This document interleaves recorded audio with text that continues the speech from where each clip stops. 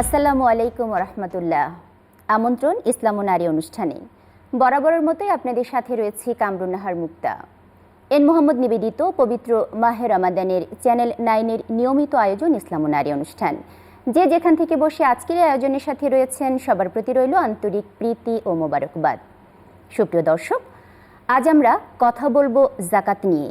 কেন যাকাত প্রয়োজন, কাদের উপর যাকাত প্রয়োজন এবং দারিদ্র বিমোচনে যাকাতের ভূমিকা, এ বিষয়ে কথা বলতে আমাদের স্টুডিওতে উপস্থিত আছেন আয়েশা সিদ্দিকা নাইমা, সহযোগী অধ্যাপক, ঢাকা মহানগর মহিলা কলেজ।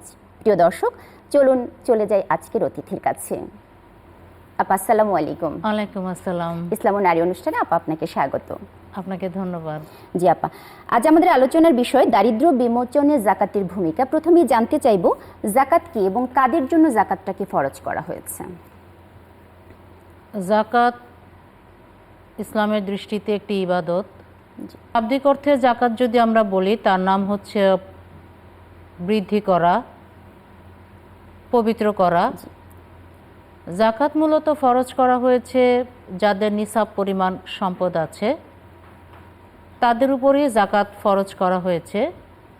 নিসাব পরিমাণ সম্পদ অবশ্যই 1 বছর পরিমাণ থাকতে হবে, চন্দ্র বছরের 1 বছর। নিসাব পরিমাণ সম্পদ 7.5 ভরি স্বর্ণ অথবা 52.5 ভরি রূপা। এই সমপরিমাণ সম্পদ যদি 1 বছর জমা থাকে, মানে সকল খরচ বাদ দিয়ে এই পরিমাণ সম্পদ জমা করা আছে, ওই ব্যক্তির উপর যাকাত ফরজ। এখন আমরা সাধারণত রমজান মাসে যাকাত বেশি দিতে পছন্দ করি। তার কারণ হচ্ছে রমজান মাসে যাকাত দান সাদাকা দিলে বেশি সওয়াব পাওয়া যায় এই সেন্সে। কিন্তু যাকাত ফরজ হওয়ার জন্য রমজান মাস শর্ত না। আমি যেদিন সম্পদ রেখেছি সেই দিন থেকে চন্দ্র বছরের 1 বছর হতে হবে। চন্দ্র বছরের হিসাব করলে 2.5% হিসাবে যাকাত নিসাবকারীকে দিতে হবে। এবং এটা কিন্তু আল্লাহ রাব্বুল আলামিনের ফরজে ইবাদত। যাকাতের যত 5টা ইমানের স্তম্ভ আছে তার ভিতরে যাকাত 3 নম্বর রকম। এখন যাকাত দেওয়ার ব্যাপারে আল্লাহ রাব্বুল আলামিন সূরা তওবার 60 নং আয়াতে 8টা খাত স্পষ্ট করে উল্লেখ করে দিয়েছেন। অভাবী, নিঃস্বদের জন্য, মুসাফিরদের জন্য, যারা আল্লাহর চিত্ত সন্তুষ্ট অর্জন করতে চায়, কোনো মানুষের চিত্ত সন্তুষ্ট অর্জন করতে চায় ইসলামের জন্য, তাদের জন্য। যাকাত সংগ্রহের কাজে নিয়োজিত যে ব্যক্তি থাকবে সেও যাকাত থেকে তার বেতনটা হবে। দাস মুক্তির জন্য সূরা তওবার 60 নং আয়াতে 8টা খাত আছে। এই 8টা খাতেই যাকাতকে ব্যয় করার সুযোগ আছে। আমরা সূরা তওবার 34 নং আয়াতে যদি আমরা যাই, সেখানে আবার আছে যারা সোনা রূপা জমা করে রেখেছে কিন্তু আল্লাহর রাস্তায় তা ব্যয় করেনি, তাদের জন্য কঠিন শাস্তির সংবাদ দাও। তার মানেটা হচ্ছে সোনা রূপা আছে, আল্লাহর রাস্তায় ব্যয় হচ্ছে না, এটা মেসেজ। যাকাত দিতে হবে, ফরজ ইবাদত। এবং পাশাপাশি সূরা জারিয়াতের 19 নং আয়াতে বলা আছে, তোমাদের ধন সম্পদের উপরে হক রয়েছে অভাব ও বঞ্চিতদের। সূরা হামিম সেজদা তো যাকাতের ব্যাপারে বলা আছে। আপনি যদি কোরআনের অনেকগুলো আয়াত আছে, আপনি দেখবেন নামাজের পাশাপাশি যাকাতকে ইন্সপায়ার করা হয়েছে। তার মানে নামাজ যতটা গুরুত্ব দেওয়া হয়েছে, যাকাত ততখানি গুরুত্ব দেওয়া হয়েছে। এবং এটা কিন্তু আর্থিক ইবাদত। নামাজ আমরা করি ডেইলি ইবাদত, রামাদানও এটা বাৎসরিক ইবাদত, বছরে আমরা 1 মাস করছি। ঠিক একইভাবেই যাকাতও আর্থিক ইবাদত, বছরের সাথে জড়িত। যাকাত আর্থিক ইবাদত হিসেবে আল্লাহ রাব্বুল আলামিন কাউন্ট করেছে। আল্লাহ রাব্বুল আলামিন এটা বিশাল একটা পরীক্ষার জায়গা রেখেছে। কাউকে নিসাবকারী সম্পদের মালিক বানিয়েছে, আবার কাউকে জাকাত গ্রহীতা বানিয়েছে। এবং দায় কিন্তু জাকাত যিনি নিবেন তার কিন্তু আল্লাহর কাছে কোনো দায়বদ্ধতা নাই যে আমি জাকাত নিলাম কি নিলাম না, কিন্তু যার জাকাত ফরজ তারই দায় বেশি যে আমি ঠিক মতো জাকাতটা যিনি প্রাপ্য তার কাছে পৌঁছাতে পারলাম কি না। এটা হচ্ছে জাকাত দাতার চিন্তার বিষয়, এটা উদ্বেগের বিষয়। এবং এটা মানে এতটা বেশি একটা জরুরি ইবাদত। সূরা রুমের ৩৯ নম্বর আয়াতে আছে যে মানুষের সম্পদ বৃদ্ধি করার জন্য তোমরা যে সম্পদ ব্যয় করো আল্লাহর দৃষ্টিতে তা কোনো সম্পদ না। আল্লাহর সন্তুষ্টির জন্য তোমরা যে সম্পদটা ব্যয় করো এটাই আল্লাহর কাছে গুরুত্বপূর্ণ এবং তাকে আল্লাহ রাব্বুল আলামিন সম্পদশালী বলছেন এবং এই সম্পদ বৃদ্ধিটাই আল্লাহর কাছে অনেক বেশি গুরুত্বপূর্ণ। এই ক্ষেত্রে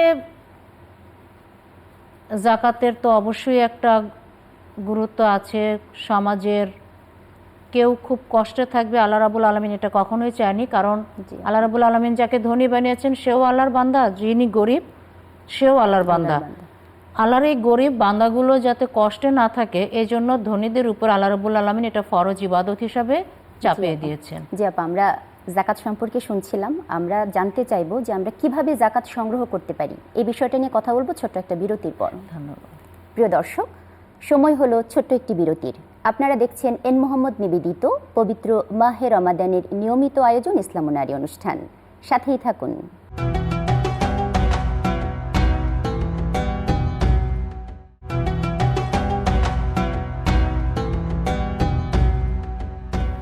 প্রিয় দর্শক, বিরতির পর আবারও স্বাগত জানাচ্ছি এন মোহাম্মদ নিবেদিত পবিত্র মাহে রমাদানের নিয়মিত আয়োজন ইসলাম নারী অনুষ্ঠানে। সাথে থাকার জন্য ধন্যবাদ। আপা, বিরতির পর স্বাগত। আপা, বলবেন যে আমরা কিভাবে জাকাতটা সংগ্রহ করতে পারি? জাকাত সংগ্রহ করার জন্য ইসলাম আসলে সেই ধরনের কোনো ইনস্ট্রাকশন দেয়নি, তবে জাকাত সংগ্রহ তো করতেই হবে। ব্যক্তি পর্যায়ে আমাদের সমাজে আমরা জাকাত দিয়ে দিচ্ছি, আমাদের পছন্দের অভাবগ্রস্তদের কাছে দিয়ে দিচ্ছি, তবে কালেকটিভভাবে যদি জাকাতকে কালেক্ট করা যায় এটা দারিদ্র্য বিমোচনের জন্য অনেক বেশি ইম্পর্টেন্স ক্যারি করে। রাষ্ট্রীয় পর্যায়ে যদি কোনো একটা ব্রাঞ্চ ওপেন করে যেখানে জাকাতের টাকা কালেক্ট করা হয়, যদিও এটা সকল সরকারের সময় এটা আছে, বেসরকারিভাবেও প্রাতিষ্ঠানিকভাবে করা যেতে পারে। আমাদের সমাজে বেশ বেসরকারি প্রতিষ্ঠান আছে যারা জাকাত কালেক্ট করে। আর ব্যক্তি পর্যায়ে তো যার যার নিসাব পরিমাণ সম্পদ আছে তারা তো বিলি করছে। তো কালেকটিভভাবে জাকাত যদি কালেক্ট করে তাহলে এই ডিস্ট্রিবিউশনটা হয় কি সমাজের দারিদ্র্যটা স্থায়ীভাবে বিমোচন হয়। যেমন অনেকগুলো টাকা আমাদের কাছে আছে, কাউকে একটা ভ্যান কিনে দেওয়া যাচ্ছে, অথবা কাউকে একটা ছোট দোকান করে দেওয়া যাচ্ছে, সেলাই মেশিন কিনে দেওয়া যাচ্ছে। ব্যক্তি পর্যায়ে দিতে গেলে কিন্তু একজনকে প্রতিষ্ঠিত করাটা একটু কঠিন। ইসলাম এটাই চায়। ইসলাম চায় আজকে যে ব্যক্তিটা জাকাত রিসিভ করছে আগামীতে সে নিসাব পরিমাণের সম্পদের অধিকারী হবে। আর নিসাব পরিমাণ সম্পদের অধিকারী না হলেও তাকে অন্ততপক্ষে জাকাত রিসিভ করতে হবে না। আর জাকাত নিঃস্ব, অভাবী এই ধরনের লোকেরাই তো জাকাত পায়। এখন আমি নিঃস্ব না, আমার হয়তো নিসাব পরিমাণ সম্পদ হয়নি কিন্তু আমি খেয়ে পরে ভালো আছি, সে হয়তো তাকেও জাকাত দেওয়া যায়। যার নিসাব পরিমাণ সম্পদ নাই সেও জাকাত পেতে পারে, কিন্তু তার চাহিদার তুলনায় আরেকজনকে একটু বেশি অগ্রাধিকার দেওয়া যেতে পারে। এক্ষেত্রে দেখা যায় যে আর ব্যক্তি পর্যায়ে আমরা যেটা করছি, কাউকে হয়তো কিছু টাকা দিচ্ছি ৫,০০০, ১০,০০০, কাউকে হয়তো শাড়ি কিনে দিচ্ছি, বা হয়তো অনেকগুলো খাবারই কিনে দিচ্ছি ওই টাকা দিয়ে। আসলে এভাবে কিন্তু দারিদ্র্য বিমোচন হচ্ছে না, দারিদ্র্যকে এটা জিয়ে জিয়ে রাখা হচ্ছে।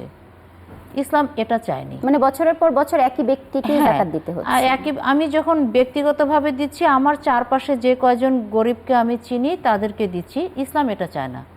ইসলাম চায় একজনকে প্রতিষ্ঠিত করা, যে কৃষি কাজ করতে পারে কিন্তু তার কৃষি সরঞ্জামাদি নেই, জি, তাকে ওগুলো কিনে দিয়ে তাকে প্রতিষ্ঠিত করে দিলে তার চিন্তাটা চলে গেল। জি, অথবা একজন কাজ করে, সেই উপার্জনটা তার বেশি না, তার উপার্জনটা বাড়ানোর জন্য তাকে যদি একটা স্টাবলিশড পার্মানেন্ট একটা সোর্স তাকে করে দেওয়া যায়, জি। তাকে নিয়ে আর ভাবতে হবে না। ইসলাম মূলত এই কাজটা করার জন্যই জাকাত ফরজ করে দিয়েছে। আর এটা যদি সমাজ থেকে বন্ধ হয়ে যায় তাহলে তো সমাজ স্থবির হয়ে যাবে। এবং জাকাতের আরেকটা গুরুত্বপূর্ণ জিনিস দেখেন, আমি জাকাত দিচ্ছি, যাকে দিচ্ছি সে তো রিসিভ করছে, সে কিন্তু একটা দোকান থেকে কেনাকাটা করছে, ওই দোকানদারে কিন্তু মাল বিক্রি হচ্ছে, এতে কিন্তু করতে হচ্ছে কি মালের যোগান মেটানোর জন্য অতিরিক্ত শ্রমিক নিয়োগ দিতে হচ্ছে, অতিরিক্ত কাঁচামাল সংগ্রহ করতে হচ্ছে। তার মানে রানিং, এটা সাইক্লিংভাবে all the year round running চলছে। বেকার সমস্যাটাও অনেক বেকার সমস্যাটা তো কমবেই। আর মূলত তো বেকার সমস্যা কমানোর জন্যই তো এই জাকাতের ব্যবস্থা। দারিদ্র্য বিমোচন, বেকারত্ব দূর করা। আপনার কাছে যখন, আমার কাছে যখন ক্যাশ থাকবে না, না খেয়ে তো কেউ থাকতে পারবে না। তার মৌলিক চাহিদা, 5টা মৌলিক চাহিদার প্রথমটাই হচ্ছে খাদ্য, তারপরেরটা হচ্ছে বস্ত্র। এই দুটোর চাহিদা তো মানুষের মেটাতেই হবে। এখন যার টাকা নেই সে তো তখন অন্য পন্থা অবলম্বন করবে। সমাজে আনরেস্ট জি তো তৈরি হচ্ছেই। আমাদের চারপাশটা এখনো কেন আমরা স্টেবল একটা সোসাইটি পাচ্ছি না? ইকোনমিক ইমব্যালেন্স, জি অথবা যে পাওয়ার যোগ্য তার কাছে ওই পরিমাণে পৌঁছাচ্ছে না, হয়তোবা কেউ পাচ্ছেই না, আর যারা পাচ্ছে বারবারই পাচ্ছে। আবার একটা হুকুম আছে আল্লাহ রাব্বুল আলামিনের, তোমার প্রতিবেশীদের মধ্যে যে চাইতে পারে না তাকে জাকাতের টাকা বা সাদাকা, জাকাত নিজেও একটা সাদাকা, পার্থক্য হচ্ছে জাকাত হচ্ছে ফরজ আর এমনিতে সাদাকা হচ্ছে এটা ফরজ না। এই যে চাইতে যিনি পারছেন না তার উপর দায়িত্ব কিন্তু আরও বেশি, কিন্তু ব্যক্তি পর্যায়ে আমরা এটা করতে পারছি না। সংগ্রহের পদ্ধতিটা যদি কালেকটিভ ওয়েতে হয় তাহলে প্রতিষ্ঠান নিজে নিজেই খুঁজে বের করবে, অথবা যে চাইতে পারছে না সে প্রতিষ্ঠানের কাছে যাবে, হয়তো ব্যক্তির কাছে আসবে না, প্রতিষ্ঠানের কাছে যাবে। কারণ ব্যক্তি হয়তো ব্যক্তিকে চিনে, সে হয়তো লজ্জা পেতে পারে, প্রতিষ্ঠানের কাছে কিন্তু তার এই যাওয়ার সুযোগটা থেকেই যায়। তো এই জন্য কালেকটিভ ওয়েতে জাকাত প্রদান করা এবং আদায় করা এটা অনেক বেশি সোশ্যাল ইম্প্যাক্ট, অনেক বেশি পজিটিভ ইম্প্যাক্ট, অনেক বেশি। এবং কালেকটিভ ওয়েতে জাকাত যখন ডিস্ট্রিবিউশন হবে নিঃসন্দেহে তখন দারিদ্র্য অনেকটা কমে যাবে, কারণ তার কাছে একটা তালিকা থাকবে যে ওকে এই বছর দেওয়া হয়েছে, তাকে মনিটর করা হবে। ব্যক্তি পর্যায়ে তো মনিটরিংটা হচ্ছে না। আপা, আমরা এই জায়গাটা ফিরে আসবো ছোট্ট একটা বিরতির পর। প্রিয় দর্শক, আপনারা দেখছেন এন মোহাম্মদ নিবেদিত পবিত্র মাহে রমাদানের নিয়মিত আয়োজন ইসলাম ও নারী অনুষ্ঠান। সময় হলো আরও একটি ছোট্ট বিরতির, আমাদের সাথেই থাকুন।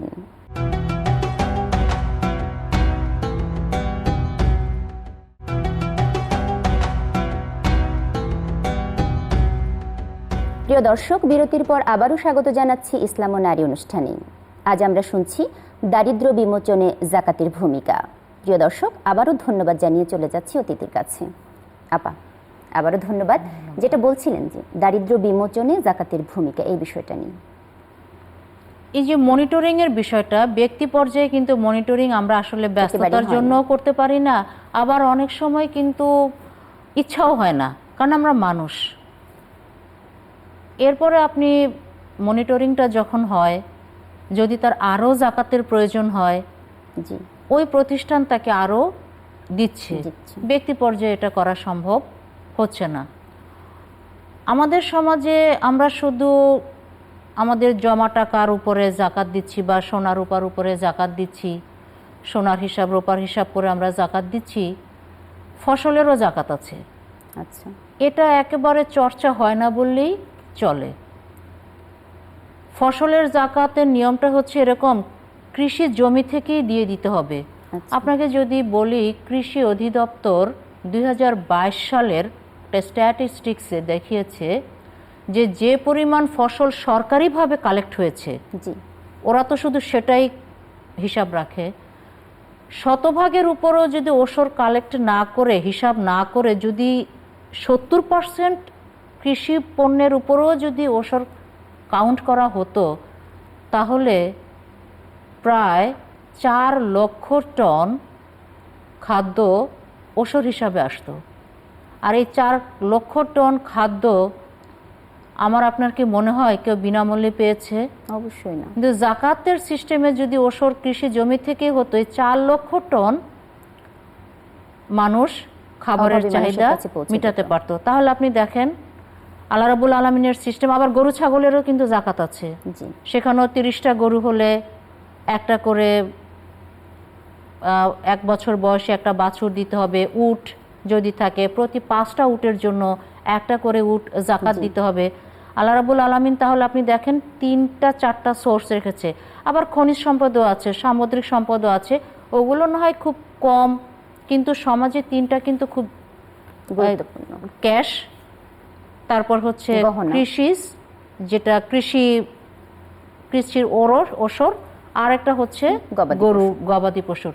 তাহলে 3টা যখন বাৎসরিক হিসাবে যাবে, একটা মানুষ কিন্তু এমনিতেই অনেক দারিদ্র অবস্থা থেকে নিজেকে ওভারকাম করতে পারবে।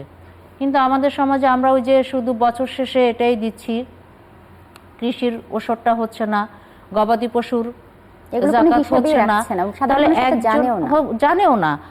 একজন ব্যক্তি যে গবাদি পশুর স্বাবলম্বী করতে চায়, আমি বা আপনি, তাকে যদি গবাদি পশুটাই জাকাত হিসাবে দেই, তার জন্য কিন্তু টাকা দিয়ে আলাদা তাকে ছাগল গরু কিনে দিতে হচ্ছে না। আর খাবারেরটা তো এমনিতেই যার যার প্রতিদিনের খাবার, তাহলে তার খাবার সে জাকাত হিসাবে পাচ্ছে, গবাদি পশু সে জাকাত হিসাবে পাচ্ছে, ক্যাশ টাকাও সে জাকাত হিসাবে পাচ্ছে। 3টা গ্রুপ কিন্তু আলাদা, এবং 2টা দিকেই লাভবান হলো, সম্পদের পরিশুদ্ধতাও হলো, সম্পদের পরিশুদ্ধতাও হলো। হলো। তার আপনি দেখেন, ক্যাশ টাকা সে ভবিষ্যতে অন্য কাজে লাগাতে পারছে, গবাদি পশু সে ইনভেস্ট করতে পারছে, আর খাবার সে পাচ্ছে। কিন্তু সোসাইটিতে তো আসলে এটা সেরকমভাবে প্রতিষ্ঠিত হয়নি। তবে এটার শুকরিয়া, আজকাল আলেমরা অনেক বেশি এটা নিয়ে কথাবার্তা বলছে, সমাজেও অ্যাওয়ারনেস তৈরি হচ্ছে, সোশ্যাল মিডিয়া অনেক এ ব্যাপারে সচেতনতা তৈরি করছে। তবে আমি আশাবাদী যে জাকাত সম্পর্কে আমরা সবাই প্রতিদিনের চেয়েও আমরা মনে হচ্ছে একটু একটু করে অ্যাওয়ার হচ্ছি। ইনশাল্লাহ এটা যদি আমরা প্রতিষ্ঠিত করতে পারি, 3টা জিনিস, সোনার উপর জাকাত বা ওই পরিমাণ সম্পদের জাকাত, গবাদি পশুর জাকাত, কৃষির ফসলের জাকাত, এই 3টা যদি এনশিওর করা যায়, তাহলে সমাজের আনরেস্ট তো অনাকাঙ্ক্ষিতভাবে, মানে কোনো ধরনের চেষ্টা ছাড়াই কমে যাবে। জি আপা, একটা বিষয় একটু বলবেন যে অনেক সময় দেখা যায় যে সম্পদের যে জাকাতটা আসছে, এটা শাড়ি, লুঙ্গি বা এইভাবে বিতরণ করে থাকেন, এই বিষয়টা নিয়ে একটু বলুন। হ্যাঁ, এভাবে বিতরণ করে থাকে, এটা আসলে এতদিন তো আমরা তাই দেখেছি। এটা আসলে এভাবে জাকাত পালন হয়ে যায়, কিন্তু যে ব্যক্তি জাকাত শাড়ি দেয়, তার ভিতরে সাধারণত 2টো সেন্স কাজ করে। একটা সেন্স কাজ করে যে তাকে দিয়ে নিজেকে একটু প্রতিষ্ঠিত করা, বা আমি তাকে আবার কোনো একটা টাইমে আবার তাকে আমি ইউজ করতে পারবো, সে মনে রাখবে। আবার একটা লোক দেখানোর একটা বিষয় তো আছে, যে বড় করে একদম লাইন ধরে জাকাত দিচ্ছে। এরকম খবর পত্রপত্রিকায় বহুবার ছাপা হয়েছে, জাকাত দিতে এসে পিষ্ট হয়ে মারা গিয়েছে, আহত হয়েছে। এই জাকাত তো আল্লাহ রাব্বুল আলামিন চায়নি, এবং এতে দারিদ্ররা আরো বেশি দরিদ্র। হ্যাঁ, দারিদ্র কি তার মানে কি আমি আল্লাহর হুকুম, আমি এটা প্রাপ্য, আমাকে দেওয়া হচ্ছে অপমানের ভাষায়। এবং এত সম্মানের সাথে জাকাত গ্রহীতা কে দেওয়া হবে, যিনি জাকাতদাতা, উনি কিন্তু জাকাত শব্দটা বলবেন না। হ্যাঁ, ওনার যদি প্রয়োজন হয় তাহলে উনি বলতে পারেন, কিন্তু যথাসম্ভব জিনিসটা না বলে, তাহলে এই যে মানুষ হিসাবে আল্লাহ মর্যাদা দিয়েছে, ও জাকাতের টাকা নিচ্ছে কিন্তু তাকে আমরা বলছি না, এটা কিন্তু মর্যাদা দেওয়া হয়েছে। আর সেই মর্যাদা ভূলুণ্ঠিত হচ্ছে মারা যাওয়ার মাধ্যমে, আহত হওয়ার মাধ্যমে।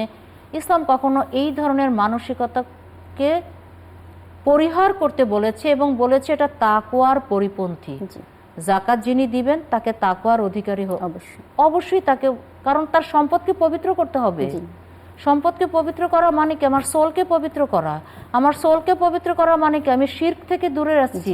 শিরক থেকে দূরে থাকা মানে কি? আমি আল্লাহকে চাই আমার জীবনে। আল্লাহকে চাওয়া মানে কি? যে আমার জাকাত নিবে তাকে আমাকে সম্মানের সাথে তার কাছে জাকাতটা পৌঁছাতে হবে। জি আপা, অনেক ধন্যবাদ। খুব চমৎকার ভাবেই বললেন জাকাত সম্পর্কে এবং দারিদ্র্য বিমোচনে জাকাত কতটা গুরুত্বপূর্ণ ভূমিকা রাখতে পারে। শুভকামনা আপা আপনার জন্য। আপনাকেও। প্রিয় দর্শক, আমরা অনুষ্ঠানের একেবারেই শেষ পর্যায়ে পৌঁছে গেছি। মহান আল্লাহ রাব্বুল আলামিনের পক্ষ থেকে ইসলামের মৌলিক যে 5টি স্তম্ভ রয়েছে তার মধ্যে জাকাত অন্যতম গুরুত্বপূর্ণ একটি স্তম্ভ। ধনীদের সম্পদে গরিবের অধিকার আছে এবং ধনীদের সম্পদকে পরিশুদ্ধ করা ধনী ব্যক্তিদেরই দায়িত্ব। ধনী ব্যক্তিরা তাদের সম্পদের পরিশুদ্ধতা নিশ্চিত করবেন এবং সেই জাকাত সঠিক জায়গায় সঠিকভাবে বিতরণের মধ্য দিয়ে সমাজের দরিদ্রতা দূর হবে। এই প্রত্যাশা জানিয়ে আজকের অনুষ্ঠান এখানেই শেষ করছি। সবাই ভালো থাকবেন, সুস্থ থাকবেন এবং কল্যাণের পথে থাকবেন। আল্লাহ হাফেজ। আসসালামু আলাইকুম ওয়া রাহমাতুল্লাহ।